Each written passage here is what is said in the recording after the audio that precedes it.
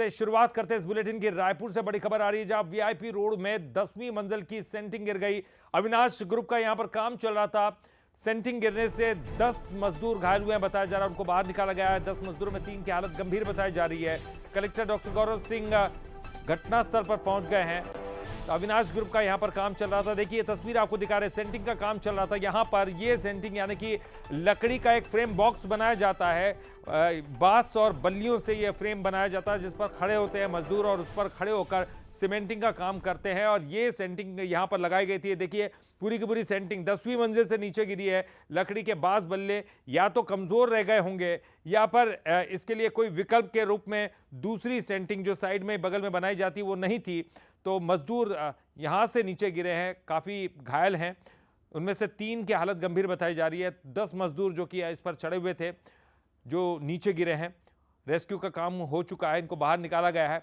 Hospital में इनको shift कर दिया गया है और इलाज जारी है। तस्वीर आपको दिखा रहे, देखिए 10 मंजिला ये काम हो रहा था। अविनाश ग्रुप का यहाँ पर काम चल रहा था। वीआईपी रोड की तस्वीरें आपको बता रहे रायपुर की। कलेक्टर डॉक्टर गौरव कुमार यहाँ पर पहुंच गए हैं, घटनास्थल पर जायजा ले रहे हैं जगह का। तो रायपुर की ये तस्वीरें वीआईपी रोड, जहां पर अविनाश ग्रुप का काम चल रहा था, सेंटिंग लगाई गई थी। और चलिए इस पर ज्यादा जानकारी के लिए हम सीधे रुक करेंगे ग्राउंड जीरो पर हमारे संवाददाता। तो इस वक्त सीधे हम रुक करेंगे, हमारे साथ हमारे ब्यूरो चीफ गौरव शुक्ला जुड़ गए हैं ग्राउंड जीरो पर। गौरव, किस तरह की तस्वीरें आप देख पा रहे हैं, क्योंकि हम लगातार ये तस्वीरें दिखा रहे थे अपने दर्शकों को। ये जो सेंटिंग का काम चल रहा था, यहां पर लकड़ी के बांस बल्लियां नीचे गिरी हुई, क्या ये 10 मंजिल से नीचे मजदूर गिरे हैं और किस तरह की हालत उनकी, किस तरह की तबीयत है? जी बिल्कुल, देखिए राजधानी रायपुर में एक बड़ा हादसा हुआ है। जो बिल्डिंग के लिए सैनिटरिंग बांधी जाती है, ये वो लोहे की सैनिटरिंग थी जो 10 मंजिल तक पहुंचाई गई थी। और मैं अपने साथी से कहना चाहूंगा कि वो बिल्डिंग का दृश्य दिखाए जहां पर ये सैनिटरिंग बांधी गई थी। ये वो दृश्य है, ये दीवार आपको दिख रही होगी, यहीं से सैनिटरिंग बांधा गया है।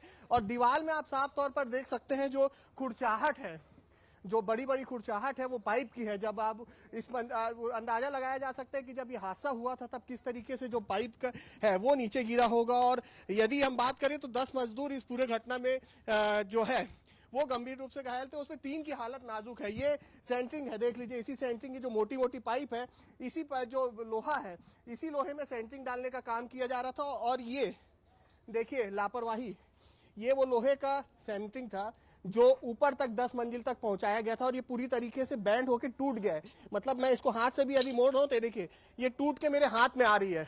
तो इसमें मजबूती कितनी होगी वो अंदाजा लगाया जा सकता है कि मजबूती कितनी होगी और किस तरीके से इसमें काम जो है वो किया गया होगा। और जेसीबी यहाँ पर पहुंच गई है।